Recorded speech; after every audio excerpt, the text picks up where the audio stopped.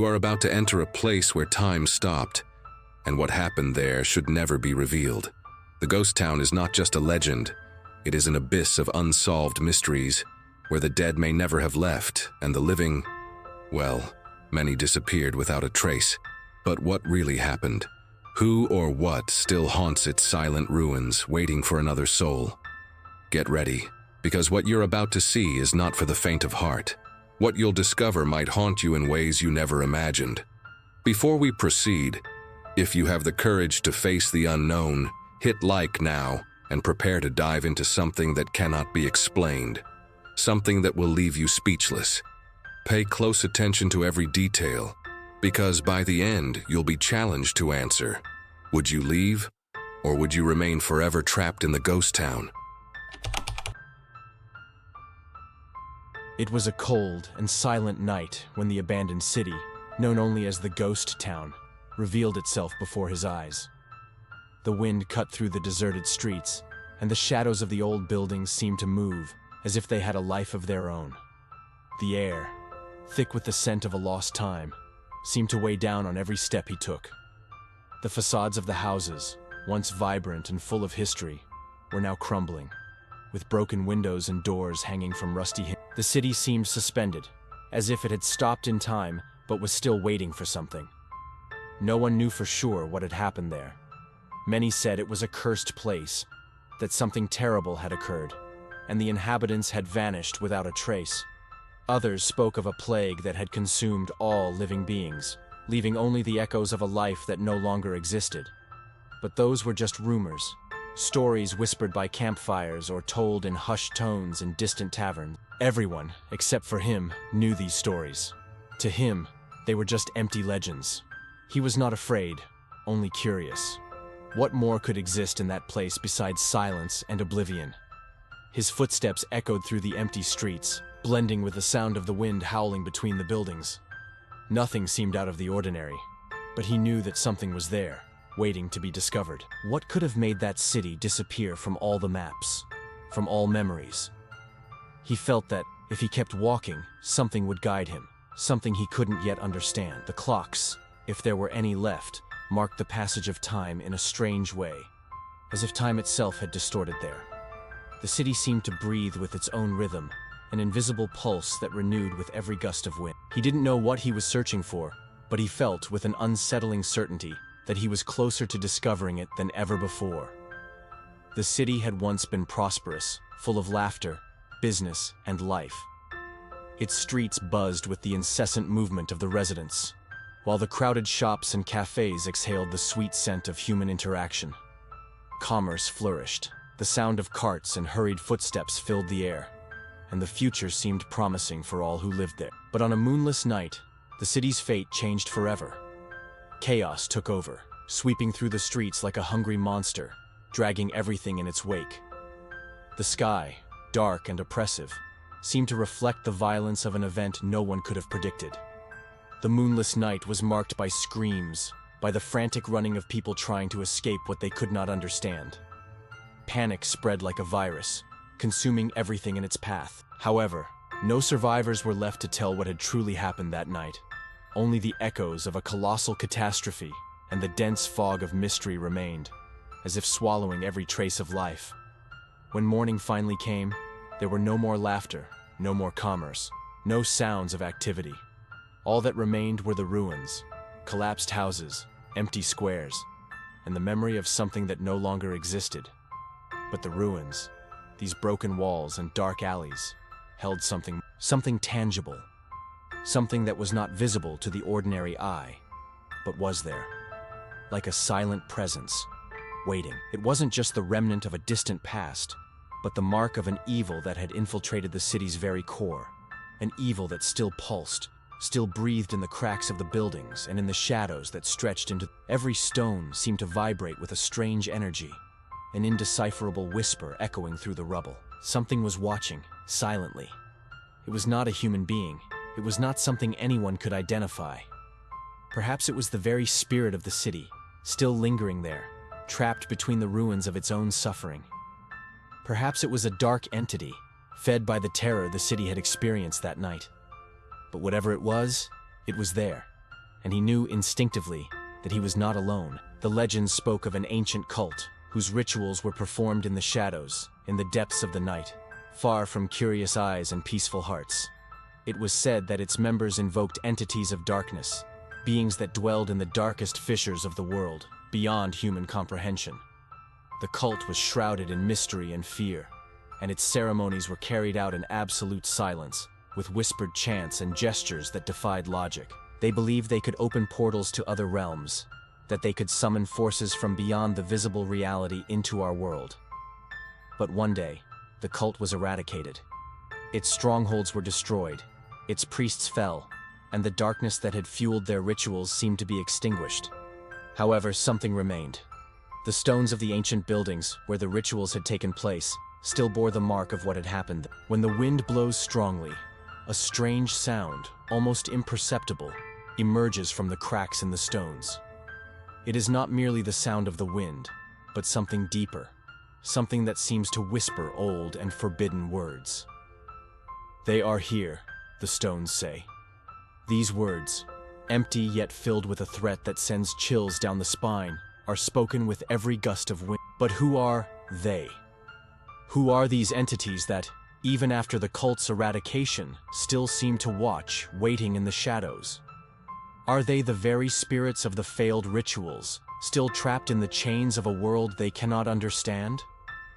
Or are they the beings summoned during those rituals, now freed from their summoners but eager to return to our world? Whatever they are, it is certain that they are still there, in the echoes of the wind and the whispers of the stones, waiting for the right moment to reveal themselves.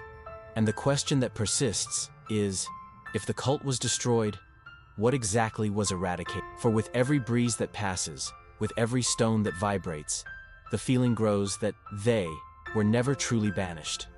Were they waiting, hidden in the crevices of reality, until someone, by pure curiosity or fate, comes close enough to hear them?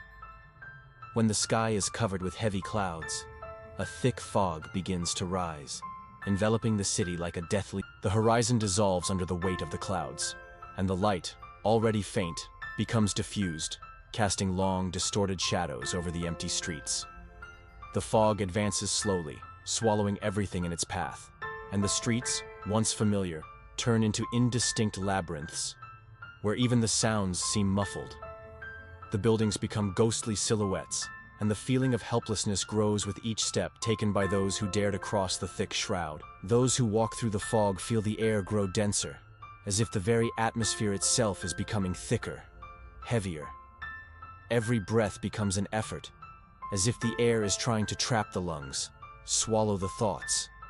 And with the air comes something else, something immaterial, yet undeniably present. An oppressive sensation that crawls along the ground, slithering around corners, seeping into the cracks of houses and the hearts of them. It is a presence that cannot be seen, but can be felt, creeping in the shadows, waiting. There is something in the very place that seems to long for the arrival of more souls. The city, in its morbid silence, seems to have an insatiable hunger, an unquenchable thirst. It watches, expectant, as if waiting for another victim, another person to succumb to its cold, tight embrace. The ancient ruins, the narrow alleys, the crumbling buildings, everything seems to conspire to lure those who venture beyond safe boundaries, mercilessly guiding them into its abyss. As the fog thickens, it seems to swallow time, diluting each minute until the present becomes a vague blur, and the past is lost in the mist. The clock seems to stop, and for a moment, everything becomes static. There are no sounds, no movement, only the weight of the place and the silent waiting of the city, which knows that sooner or later, another soul will cross its dark streets, lost in its deadly embrace. In the central square, where time seems to have stopped, a dry fountain rises like a monument to abandonment. Its cracked stones and crumbling structure are remnants of a distant past, when the waters flowed freely, and the square was the pulsating heart of the city. But now, the fountain remains deserted, an empty shell that whispers memories of a forgotten time. However, something strange happens when the full moon rises in the sky. Its light, intense and silvery, casts a spectral glow over the scene, and then, the water begins to flow again. But it is not ordinary water. The liquid that emerges from the fountain is thick, as black as a starless night, moving with a viscosity that defies logic. Its peculiar glow, shimmering as though reflecting the gaze of something predatory, emits a strange and threatening beam of light. The water, if it can even be called that, stirs, forming waves that seem to pulse with a life of their own. There is something wrong with it, something that doesn't belong to reality. That water is not from a human world, but from a distant, dark abyss, a place where the laws of nature do not apply. Anyone who approaches feels the air change immediately. An increasing pressure settles over the body, as if the very space around them is being compressed, pulled toward the viscous substance. The air grows thick, dense, and the feeling of suffocation intensifies with each step. The sound of the stirring water is low, almost imperceptible, but within it, there is a hypnotic tone, a silent invitation to those who dare approach. The wind disappears, and all that is heard is the whisper of that black substance, which seems to call, as if desiring to pull someone into the fountain, into an endless abyss. Fear mixes with irresistible attraction, as if the fountain knows exactly how to manipulate the will of those who approach. Every movement, every breath, becomes more difficult, as if the very ground beneath is trying to swallow their steps.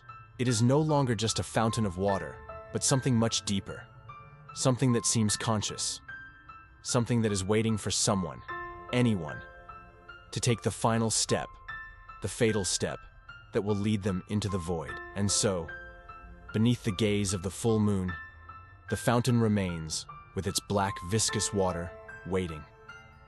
The deserted square, the heavy silence, and the night that feels eternal. Those who approach are drawn in, like puppets in the hands of something that watches from within the water, and the abyss, deep within, waits. During the quietest nights, when the sky seems to weigh down upon the earth, some residents of the neighboring towns claim to hear distant screams coming from the ghost town. These screams cut through the silence of the night like sharp blades, echoing through the fields and mountains, until they reach the ears of those who venture near the old city. However, the screams are not like those of any human being. They are deep, anguished, as if carrying the weight of centuries of suffering. They seem to emanate from the center of the city, but no one knows for certain from where. There is no movement in the streets, no signs of life. Yet the screams continue to echo, as if something invisible is calling or begging to be freed. Some, driven by curiosity or courage, attempt to investigate. Armed with lanterns and a desperate desire to understand what really happened there, they approach the city. The air grows thicker as they near the boundaries, and the sense of unease increases with every step. The shadows of the city seem to stretch in strange ways, as if they were alive, watching. However, upon entering the city, they find nothing but abandonment. The houses, the shops, the squares, everything is empty. There are no signs of struggle, no traces of a traumatic event, only an absolute silence. Yet, it is in the details that the horror is revealed. Abandoned objects are scattered everywhere. A chair fallen at the entrance of a house, a table with plates still on top, a blanket thrown beside a cold fireplace.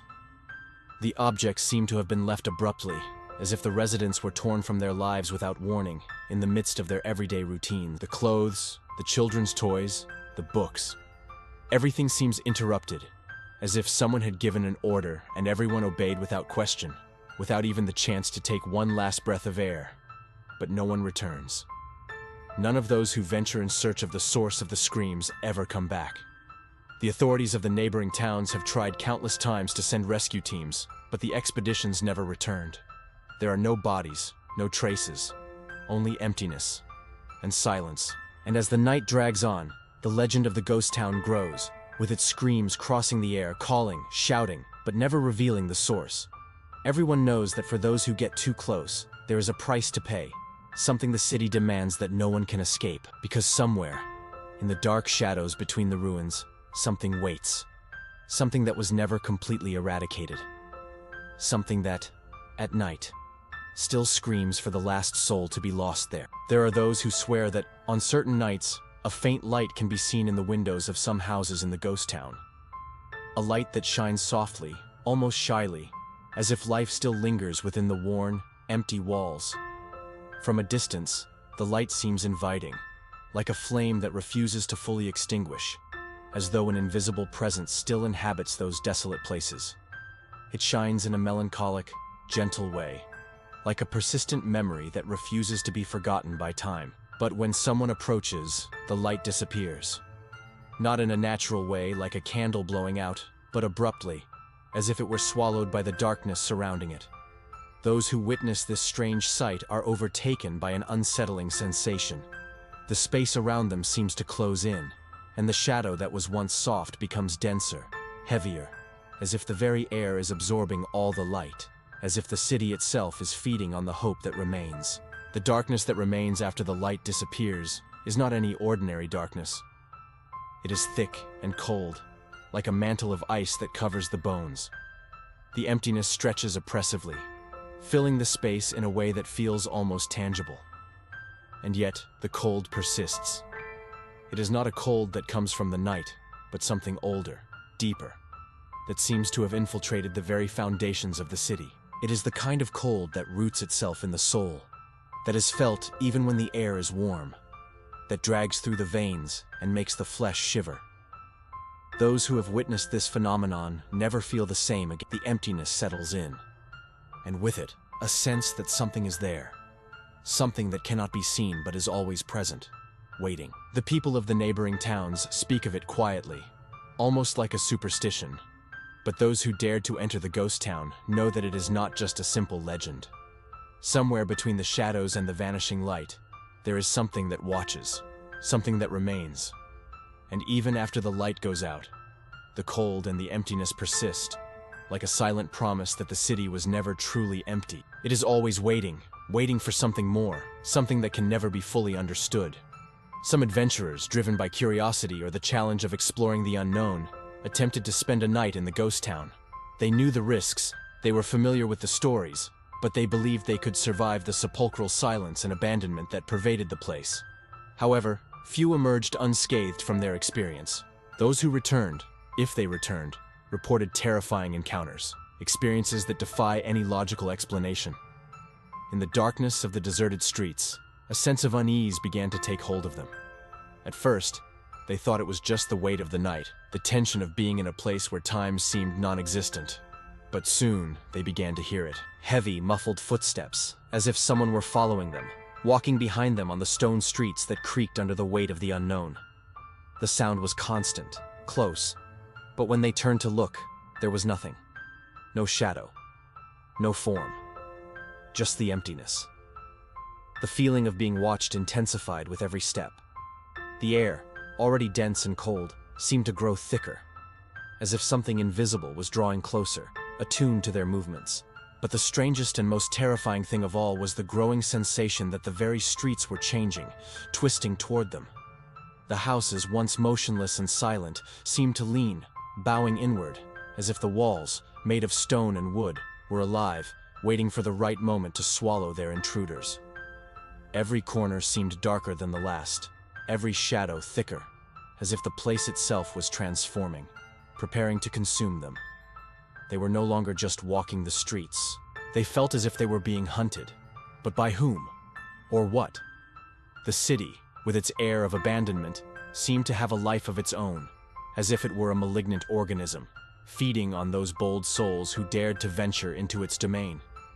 It was not a hunt made by physical creatures, but something deeper, darker, something invisible, yet relentless. With each step, the hunters grew closer, more oppressive. It was as if the stones beneath their feet were trying to pull them into the ground, or as if an invisible force was dragging them to a place where there was no return. The fear, as palpable as the air they breathed, was a constant presence, an invisible hand squeezing their hearts, making them sweat, tremble, yet unable to escape. And when they finally decided to run, fleeing down the narrow streets, everything seemed to move against them. The shadows stretched longer, the doors slammed shut with a deafening bang, and the echo of heavy footsteps followed behind, faster, fiercer, until the only thing left was the despair. None of them ever explained what exactly happened there. Some disappeared, others never spoke of the town again, but they all knew that on that night, they were not alone. Something had hunted them, something that still waits, lurking in the empty streets of the ghost town. The cemetery of the ghost town is the epicenter of the manifestations, the place where the line between the world of the living and the dead seems to dissolve. Its tombstones, broken and weathered by time, are not merely abandoned. There is something in them, something that makes them seem alive, as if the stones wanted to rise from the earth, eager to break the eternal silence. The faded names on the surfaces of the graves seem to scream in silence, as if the memories buried there were unwilling to be forgotten. When night falls, the cemetery transforms. The air grows denser, heavier, and a silent presence takes over the place.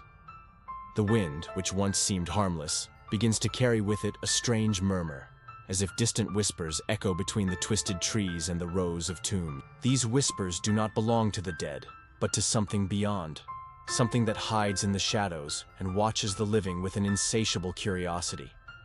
Some say the dead do not rest there. They do not simply sleep in their graves. No, they walk. Some swear they have seen figures moving between the tombstones, shadows that glide erratically, as if they still had a purpose, something left undone before falling into the cold earth. These figures are not defined forms, but silhouettes that distort, as if the shadows themselves were aware of their existence, knowing they are part of an unfinished cycle. Visitors, those who dare enter the cemetery at night, feel increasingly invaded by the sensation that they are not alone. Every step seems to echo louder than it should, and the whispers grow more intense, closer. There is a disconcerting feeling that something is watching them, something that should not be there, but is, somehow, waiting. Fear slowly settles in as the darkness seems to swallow everything around, and the figures, invisible to the eye, become more present, more tangible, as if trying to draw near. Sometimes, someone disappears. A quick movement between the tombstones, a muffled sound, and then, the emptiness again. No scream, no trace.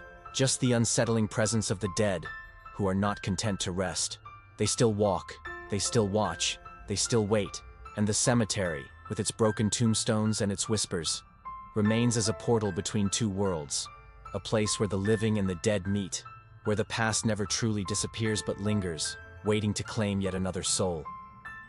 But what torments the few who dare speak of it the most are the whispers in the... They are not like the common whispers that dance in the leaves or make the trees sway gently. These have a dark quality, as if carrying with them the weight of something unresolved, something ancient and distressing. They are voices, torn, distorted, that come from nowhere and get lost in the night, as if trapped between worlds, impossible to touch, but utterly impossible to ignore. They do not speak in clear words. The phrases drag on, incomplete, broken, as if they were in a constant struggle to form something they never managed to. Often, one can only hear fragments, a name, a word, an endless plea. The most disturbing thing, however, is when you hear your own name. Amidst those blurred and confused voices, a familiar name, the one of the person listening, emerges as clear as the cutting wind. That is enough to freeze the blood in one's veins. How can the wind, something so simple and natural, carry the voice of a being who is no longer among the living? How can a lost soul, a buried memory, cross the barriers of time and death, still trying to communicate? Those who hear these whispers are filled with an increasing sense of dread, as if the wind is trying to pull them into a place from which there is no return. It's as if the souls of the city's former inhabitants are trapped there, condemned to live forever in that empty space, in an ethereal prison, waiting for a chance to tell what happened, to reveal the truth of what occurred when the city was plunged into darkness. But at the same time, these souls seem too afraid to reveal the full truth. They limit themselves to whispering fragments, pieces of the story that never complete, leaving an even deeper sense of unease, as if something essential is being kept in the shadows. Each night, the whispers in the wind continue, and those who venture into the city, who come close to the source of this agony, become obsessed. Some try to understand, seeking answers in the ruins, but they never succeed. After all, the souls seem to want to tell their story, but never completely. They are trapped, condemned to repeat the same whispers, waiting, perhaps, for someone brave enough to listen, or, more likely, waiting for someone willing to pay the price to discover the whole truth, the one no one else dares to reveal. When a thick fog envelops the ghost town, The landscape becomes unrecognizable, dissolved between shadows and mystery. The dense layer of mist seems to swallow everything around it, muffling sounds and distorting the contours of the old building. The streets, which were once empty and silent, now seem to hide something more. Shadowy figures move between the buildings, quick, furtive, as if they are waiting for something. They are not like the people who once lived there. There are no faces, no well-defined shapes, only silhouettes that fade as quickly as they appear, as if the mist itself swallows them in the blink of. These presences do not belong to this world. They are not simple specters or lost souls. They are something much more sinister, much deeper, as if they are entities that feed not only on darkness, but also on loneliness, pain, and the loss that permeates the place. They move almost predatorily, circulating through the deserted streets, waiting for something, someone, to come close enough to be taken. There is no haste in their movements, but there is a silent anxiety, as if they are on watch, observing, waiting for an opportunity, a moment when the solitude and emptiness of the town become irresistible. Anyone who dares to walk near one of these figures feels the weight of their presence, a sense of cold that doesn't come from the air, but from the very earth, as if the ground itself is impregnated with an ancient pain, something that was never fully buried. The silence is absolute, but the gaze of the shadows seems to penetrate, as if they know everything about those who approach, understanding their deepest fears, their hidden weaknesses. They do not attack, not immediately. They just observe. They wait, like patient hunters who know the right moment will come. Some say these entities are the echoes of the ancient tragedies that marked the town, as if the pain of those who lived there solidified, taking shape, waiting for more. Others believe the fog itself is a veil between worlds, and that these presences are the guardians of that threshold, ready to drag anyone who dares to cross it to a place where time no longer exists, where pain has never ceased. But regardless of who or what they are, one thing is certain: they are always there, waiting in the fog. And for those who venture into the town, the fear of being watched by these shadows is just the first step. The worst is yet to come, when the silence becomes unbearable, and the feeling of being pulled into an endless abyss becomes inevitable. They are watching. They are waiting. There are reports of people who, after visiting the ghost town, were never the same again. Something in them changes, something deep and irreparable. Their eyes, once full of life, become empty, as if they had been torn from some essential part of their souls. The expressions on their faces fade, leaving only a mask of apathy, as if the weight of the town had etched something into their hearts, something that makes them incapable of feeling the same way. They walk among the living, but something in them is gone, something no one can understand, but that everyone can perceive. These people speak little, rarely, and when they do, their words are disconnected, as if they are trying to explain a nightmare they cannot fully remember. They try, with difficulty, to describe what they saw, what they felt. But the words are never enough. They come out twisted, broken, as if the very act of verbalizing what happened is impossible. The fear, the pain, the anguish, all that they lived through in that place seems trapped inside them, an invisible weight that prevents them from connecting with the reality around them. They speak of shadowy figures in the dark, of a deep emptiness that never left them, of the feeling of being watched by invisible eyes. But their descriptions are fragmented, confused. They mention strange sounds, muffled screams, and a growing pressure on their chest, as if something were crawling through their souls, sucking something they could not name.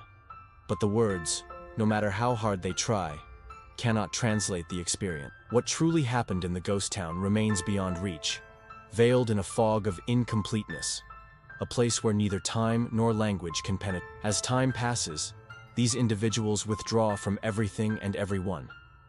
They remain on the fringes, isolated, as if the presence of the town left an indelible mark on their minds. Their actions become automatic, their conversations rare, drained of any genuine emotion. Some say that the town, in some way, takes something from them, as if it pulls them out from within to feed on that which makes them human. Something in the air of the town, something in what they saw and felt, stripped them of an essential part of who they were, and for the few who still try to reach them, the mystery, as if the town had made them a reflection of something that no longer existed. They are there, physically present. But their souls seem to have stayed in the ghost town, lost forever, somewhere between the mist and the shadows, where no one would ever dare to follow. The old theater of the ghost town is a place that attracts the curious, those who seek to understand what remains of the vibrant life of the city before it was consumed by darkness. Its curtains, now gnawed by time and neglect, flutter faintly with the wind that enters through the broken windows. The chairs, covered in dust and abandoned for decades, still seem to wait for an audience that will never come. But for those who cannot resist, the theater calls, with its promise of mystery and desolation. However, when someone decides to enter, the atmosphere changes instantly. The air inside the theater becomes thicker, heavier, as if the room itself breathes irregularly, as if something waits for the right moment to reveal itself. The darkness, once a mere shy presence, now takes over every corner, enveloping the walls and corridors with a palpable tension. It is as if the theater itself were alive, waiting, in silence, for its next victim. And then, the laughter begins. Low, distant, but unmistakable. It echoes through the stone walls, reverberating in the empty space, as if an invisible audience were enjoying something the others cannot see. The laughter is unsettling, filled with a silent malice, as if they were amused by the fear of those who venture there. The sound spreads, filling the air with a growing sense of discomfort. Suddenly, the stage lights up. Not with a common light, but with a cold and macabre glow, as if the light itself were distorted, shaped by the darkness around it. And then, the figures begin to dance. Their movements are uncontrolled, frantic, as if being manipulated by an invisible force. Their bodies twist at impossible angles, breaking the laws of physics and pain, as if the dance were a continuous torture, an expression of suffering that would never cease. The figures are shadows, faceless shapes, their silhouettes indistinct, but their movements are a clear message. They are trapped there, condemned to this eternal performance. The show never ends. The dances continue, the laughter intensifies, and the stage becomes a platform of endless torment. There are no applause, no intermission, just the performance, repeated endlessly, as if the theater were a prison for these lost souls, forced to dance their agony forever, with no one ever having the chance to understand what really happened. And for those who dare to watch, the terror is deeper than any spectator could imagine. The theater is not merely putting on a show. It is consuming those who enter, drawing them into an endless repetition, as if they were just another act to be added to the horror that already exists in the dusty curtains and broken chairs. Anyone who enters the Ghost Town Theater does not leave unscathed. Some never leave, swallowed by the darkness, becoming part of the performance. Yet another dancing figure, another shadow lost in the endless repetition. The former inhabitants of the ghost town believed that the city was under the protection of a supernatural force, something that transcended human understanding and was intertwined with the very fate of the city. This force, which was never clearly defined but always felt, was seen as a protective entity, a guardian that watched over the city's boundaries and ensured that evil did not spread. They venerated it in secret, through ancient rituals, whispered quietly, and performed under the flickering light of candles. On the darkest nights, far from curious eyes, the cult that worshipped this entity had a deep and silent devotion, believing that as long as the cult existed, the force would remain active, protecting the city from any external threat. But over the years, generations passed, and with them, the memory of all that had been. The cult vanished. Its members mysteriously disappeared, as if they had been swallowed by the very city they had once served. The rituals ceased, the prayers became legends, and the force that had once been feared and respected was gradually forgotten. However, it did not disappear. Like a flame that never completely goes out, the force remained, hidden in the shadows of the ruins, invisible but watchful. Although no one remembered the ancient rituals or the words whispered in the cold mornings, something still pulsed in the walls of the city. The wind, which cut through the deserted streets, seemed to carry traces of what had once been, as if evil had never truly been banished, but merely slept. The city, now in ruins, was a reflection of its dark past, as if the foundations still bore the mark of this force, this presence that had never fully receded. At night, Those who dare to enter the ruins feel something strange, a pressure in the air, as if something is watching. Some say that at certain moments when the wind blows strongly, they can hear distant whispers, incomplete words, as if the ancient rituals were still being repeated somewhere, deep within the city. They are not human words, but echoes of something that refuses to die, something that was nourished by pain and worship. The city may have forgotten, but the evil that was once sealed there was never truly banished. Now, only the brave, or the foolish, try to understand what remains. The broken walls and crumbling corridors still hold the echoes of the lost cult, and the force they worshipped continues to exist, waiting still, as if it were merely awaiting the right moment to awaken. The evil, like a persistent shadow, is still there, present in every crack, in every stone, lurking, waiting for someone to break the silence and awaken what should never have been forgotten. The stones of the ghost town, covered in moss and dirt, seem harmless at first glance, as if time has left its mark, but nothing more. However, beneath their weathered surface, they hide ancient secrets, buried deep within the soil and the cracks of forgotten buildings. These secrets are everywhere, at every corner, in the shadows that stretch long and winding as night falls. They accumulate in the stones, impregnating every inch of the city with an invisible weight, waiting for the right moment to be revealed. No one knows exactly what these secrets are, but everyone feels their presence.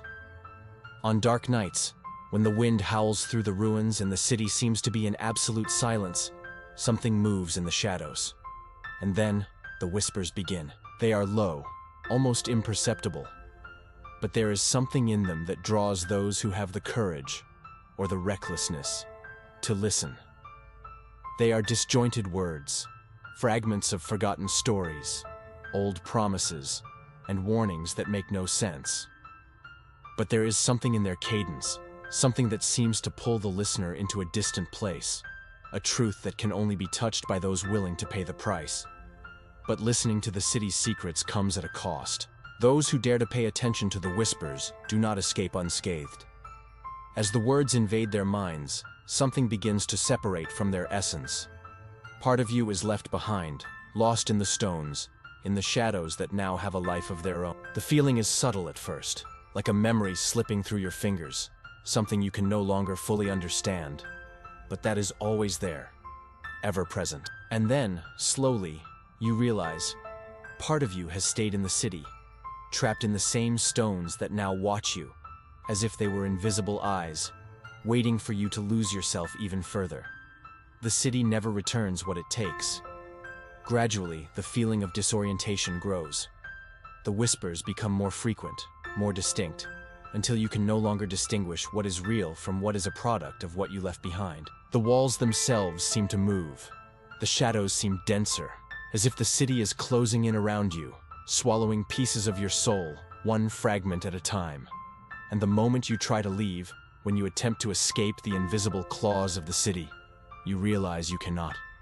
Part of you is already trapped there, lost in the cracks of the stones, in the forgotten corners, in the shadows that never dissipate. And the city, with its secrets and its silence, keeps what it has taken. Forever. On some nights when the fog engulfs the ghost town and silence seems to drag through every street, children's laughter can be heard in the squares. These squares, once filled with life, where children ran and played under the watchful eyes of their parents, are now just echoes of a past that will never fade. However, the laughter that breaks the silence of the night is not one of happiness. It is distorted, laden with a bitterness that chills the spine of anyone daring to listen. They are not pure and innocent laughs, but something macabre, twisted, as if the very souls of the children are trapped there, prisoners of an eternal cycle of suffering and madness. The children, now ghosts, continue to play in the same squares that once belonged to them.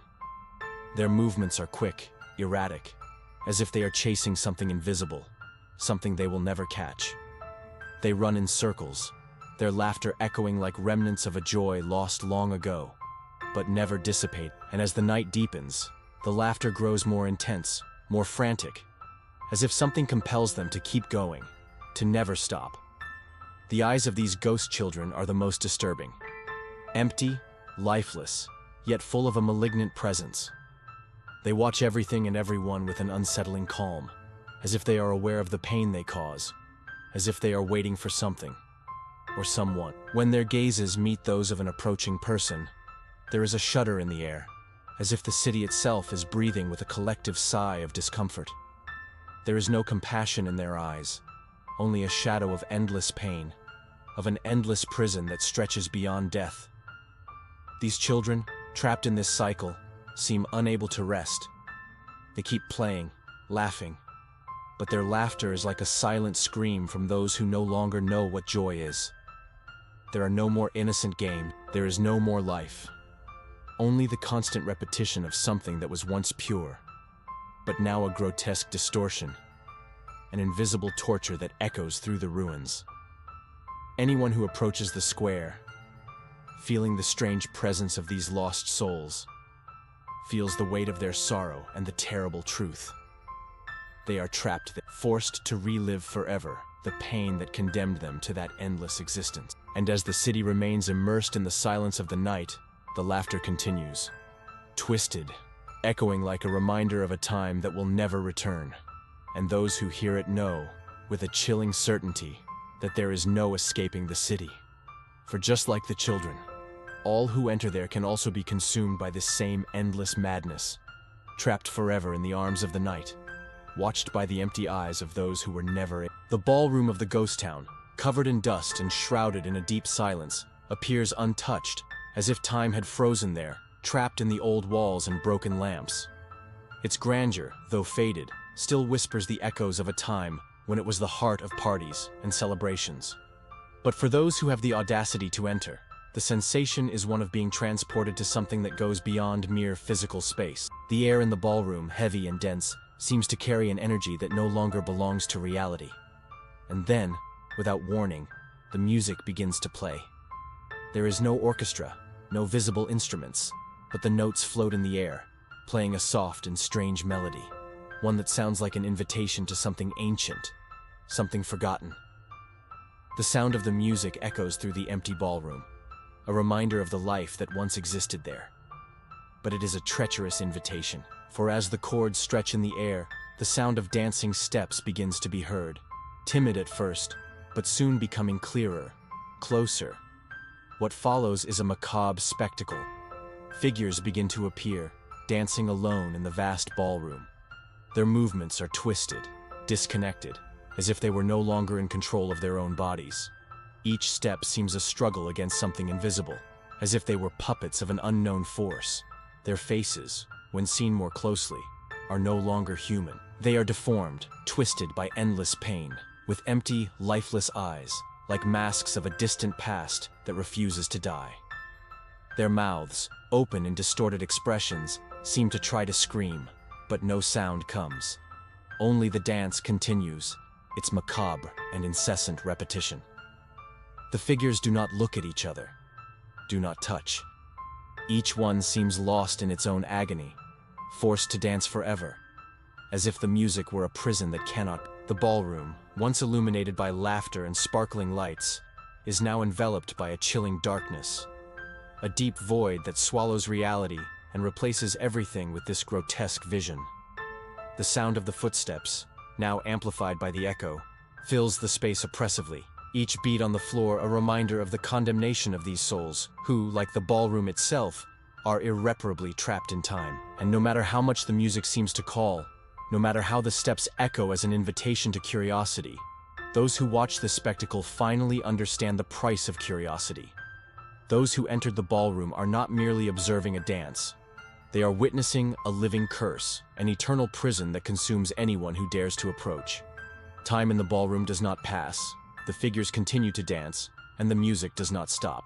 Those who reach this place are marked by the vision, and, with time, they too are lost in the cycle, becoming one of the figures, dancing alone, twisted and faceless, trapped in that ballroom where the past and present blur. The ballroom of the town, now quiet once again, awaits the arrival of another curious soul. For as the music continues to play in a time that never ends, the solitary dances never cease, and the city never stops reminding what is lost when one dares to look too long at what lies beyond the veil of reality. At the top of the hill, The abandoned hospital stands like a forgotten fortress, its walls stained by time and the secrets that have hidden within. The building, imposing and desolate, seems detached from the world, a dark presence watching over the city from afar. Its broken windows, now framed by moss and dust, reveal only fragments of a shadowy past. But on certain nights, something unsettling happens. Faint lights can be seen through the openings, moving erratically, as though there is still life inside that place, or as if something there is trying to communicate, but in a distorted way, out of sync with reality. The sound, almost inaudible from a distance, yet still frightening, is that of old sirens, echoing through the air like a lament that never fades.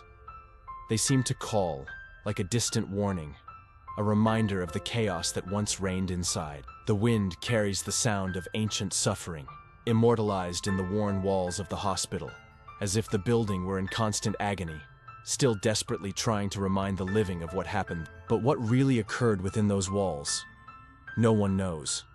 There are only murmurs and speculations, stories lost in the mist of time, told in whispers, often ignored out of fear.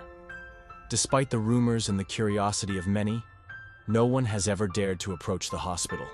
Some say it is cursed, others claim it is a portal to something that should not be known. But the truth, if it exists, has never been revealed. The last time someone attempted to unravel the mysteries of that place, they were last seen from a distance, gazing at the hospital with a disturbing look, before disappearing. Since then, they never returned. Those who venture near the ruins end up staying, as if the building itself has the power to consume the soul of anyone who challenges it.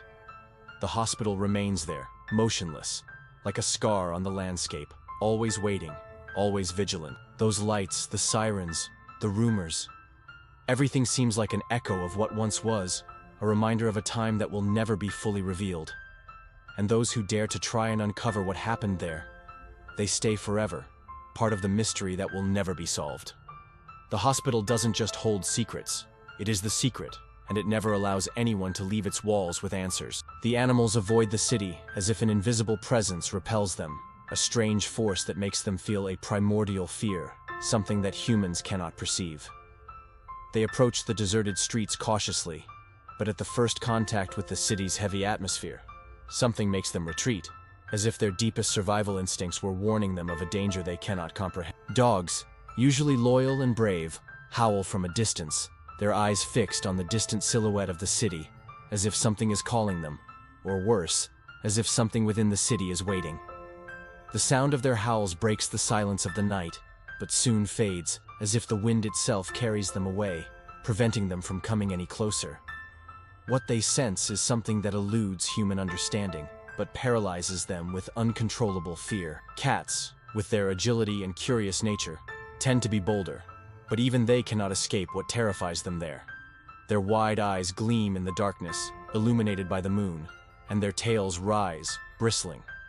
They run in the opposite direction, as if fleeing from an invisible threat, something in the shadows that humans cannot see, but that is always there, waiting, watching. The sound of their quick paws cutting through the silence of the night is a frantic attempt to escape a presence that follows them, something only they seem to perceive.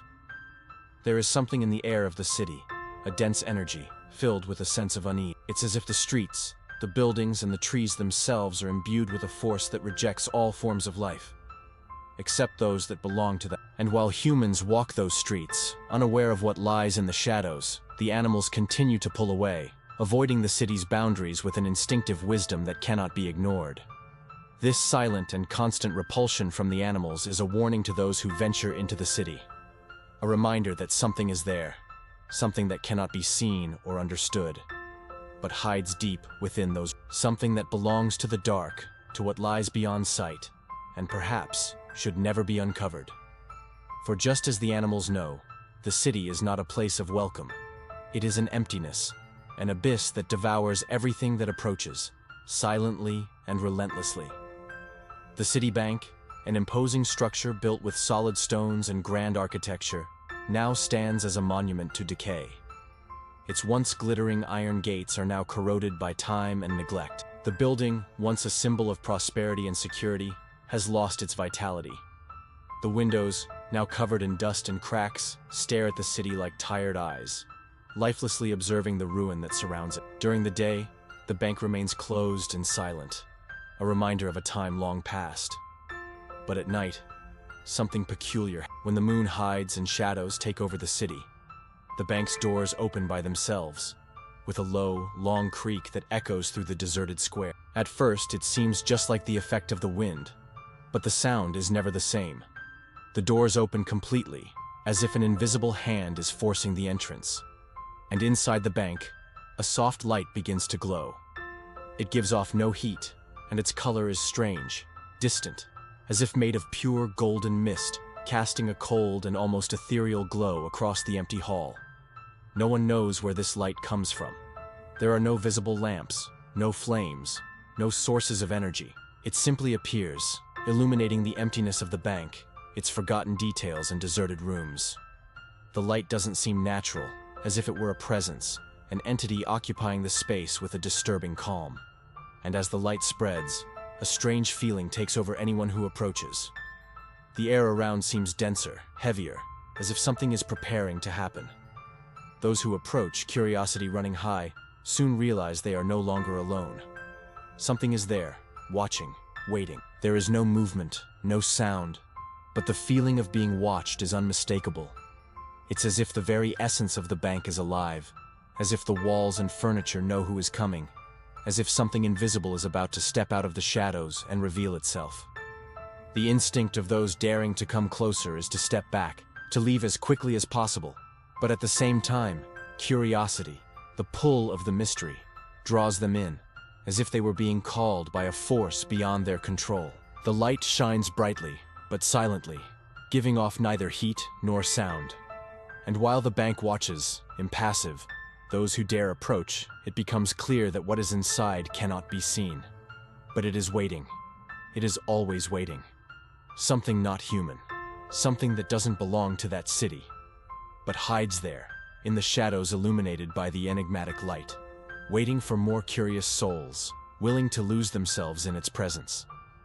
Some believe that the city was never truly abandoned, that, behind its ruins and the silence that surrounds it, the souls of the former inhabitants still wander, trapped in an existence that transcends death.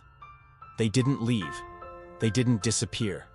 They stayed, imprisoned in a limbo between what was and what will never be, waiting for something, some sign that would free them from this endless wait. In every deserted street, in every broken building, at every corner where the wind whispers, there are those who claim that one can feel the presence of these lost souls.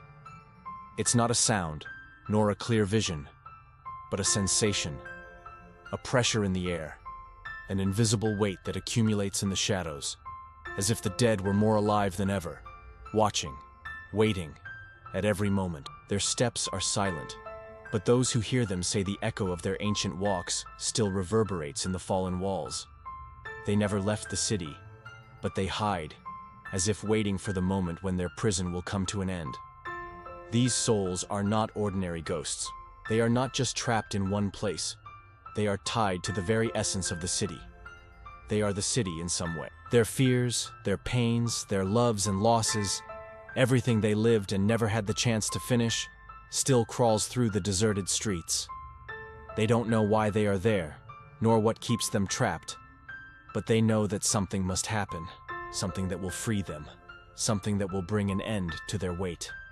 The city, with its fallen walls and collapsed rooftops, stands not by chance, but because its foundations still hold the memories of those who lived in it. Every shard of broken glass, every rusted door, every street overtaken by weeds, everything there is a symbol of what was never resolved, of what was never left behind. And the souls, those souls that still move between the ruins, seem to be waiting for an end that never comes, as if they were condemned to repeat the last page of an interrupted story, never reaching the... Sometimes, those who dare to enter the city can feel a presence around them, as if invisible eyes were fixed on every movement. The winds that blow through the ruins don't just carry dust and dry leaves, but distant murmurs, unintelligible words that get lost in the breeze, as if the dead were trying to communicate, trying to tell what happened, trying to reach someone who might hear. But despite their silent attempts, the living pass by unnoticed, and the city remains untouched, waiting. The souls that inhabit it know that the moment of liberation lies somewhere far away, at some point between time and space, but still they wait, as they always have, hoping that, one day, someone or something will free them from this eternal prison. Until then, they continue to wander, between life and death, like echoes of a past that will never fully fade. The city seems to have a life of its own, an existence that goes beyond what the eyes can perceive. Its buildings are not just bricks, wood, and concrete. They breathe. There is a subtle pulse in the walls that slowly expand, as if the very place were alive, reacting to the environment, to the presence of those who dare to cross its boundaries. The streets do not follow a logical pattern. The alleys stretch into unexpected places, and the houses, with their broken windows, seem to bend and change, as if they were adapting to those careless souls who still dare to step there. Each structure, each wall, and each roof has its own rhythm, as if they were being shaped by a force beyond human comprehension.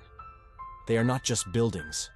They are entities, made not of material, but of something deeper, something dark. The place seems to grow as time passes, as if the very foundations of the city were being fed by something invisible, something malevolent that waits, patiently, for the arrival of the next visitors. The city stretches and extends, defying any attempt to understand it, as if it were a hungry creature that grows as it is nourished by the presences that enter it.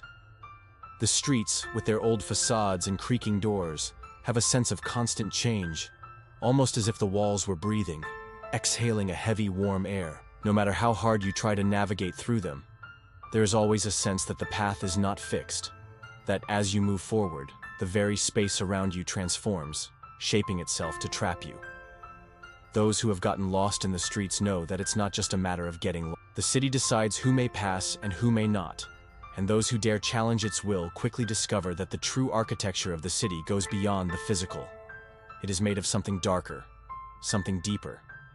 The buildings, with their opaque windows and broken doors, are like eyes watching from a distance, vigilant, always ready to swallow anyone who approaches.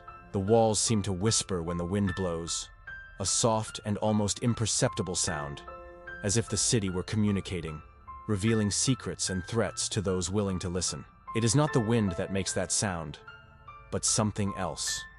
A presence that hides, never fully revealing itself, but always there, waiting patiently, like a predator waiting for the perfect moment to strike. Something malevolent hides in the bowels of the city, something that cannot be seen but is felt by all who dare to enter.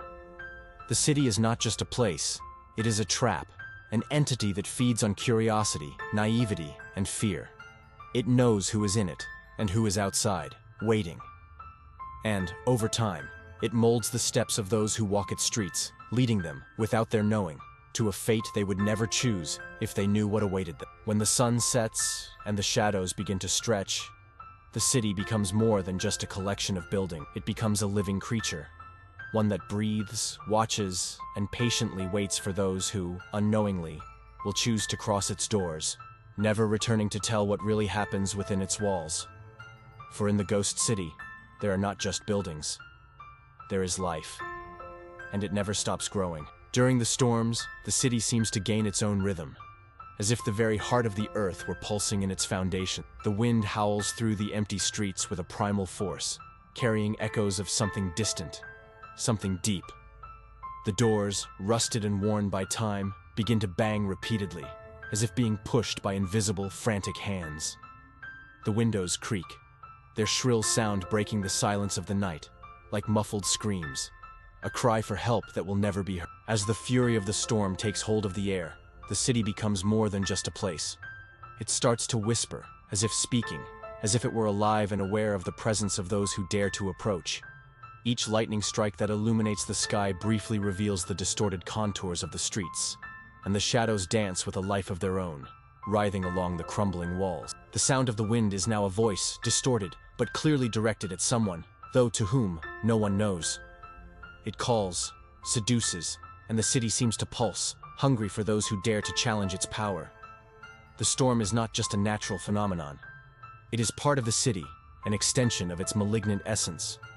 Each thunderclap that rumbles is a reminder that the city is alive, waiting, watching.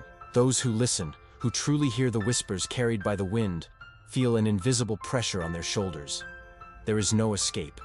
The air grows heavy, dense, and an inexplicable fear begins to take root in those who still have the courage to remain. Because deep down, they know. They know that something is happening, that they are no longer just visitors. They have been chosen. The city does not let them leave. The steps become slower, heavier, as if the very earth were stretching to hold them, to prevent them from fleeing. The streets seem to curve, forming a labyrinth with no exit.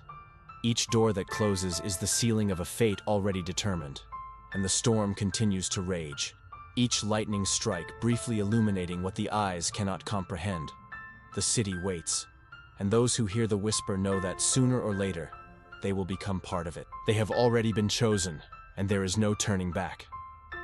The ghost city has become a legend, a whisper carried by the wind that crosses the neighboring villages. Everyone knows its story, but no one dares to speak of it for long. It is a feared place, avoided, marked by a chilling silence that seems to swallow any mention of its name. But despite the fear it inspires, the city is never forgotten. Its presence hovers like a shadow, always lurking, waiting for the right moment to draw in those who, driven by curiosity or fate, get too close. It waits, patiently. Like a beast watching from afar, it is not in a hurry. Time passes, but for the city, it is irrelevant. The streets remain empty, the buildings continue to crumble slowly, but nothing seems to truly change. There is an unsettling calm in its decay, a tranquility that hides the violence of an ancient secret. The winds howl, the doors bang, the shadows stretch unnaturally, as if the city were alive, breathing, waiting for something. And what it waits for, no one knows. Perhaps new visitors, perhaps new bodies.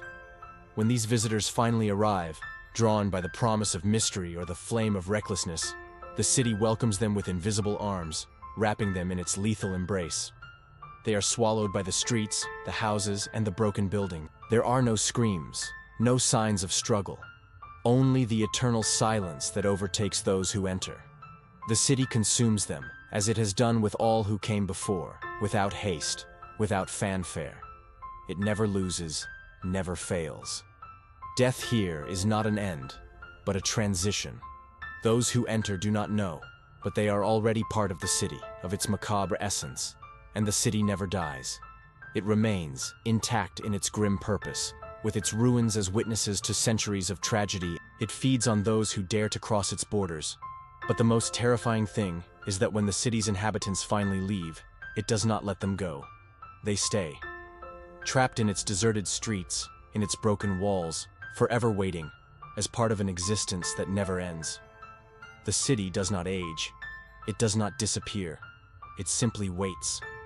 And when least expected, new footsteps sound in its streets, and new souls are drawn into its depths. But the fate of those who enter is always the same. They never return. What remains, then, is the echo of their lost presences, the memory of their voices lost in the winds that cut through the city. The ghost city remains, as it always has, waiting, watching, ready to consume the next unsuspecting ones who, one day, will choose to test the limits of its mystery. And so, the city remains, shadowed, shrouded in mist and silence, guarding secrets that will. Its streets, covered by a layer of forgetfulness, stretch out like crooked fingers, leading those who dare to walk through them to a destination from which there is no return. Time there seems non-existent. The decrepit buildings, the cracked walls, the broken windows are witnesses to a story that will never be told, to lives lost in the echo of the city. It waits, always, like a patient beast watching from afar, waiting for someone to approach close enough to be swallowed by its shadows. Those who dare to attempt to unravel its mysteries will be just another lost soul among the ruins. The answers, if they exist, are not for the living. The wind carries whispers of things that should never be known, and the walls, with their cold, damp texture, seem to have heard secrets that were buried long ago.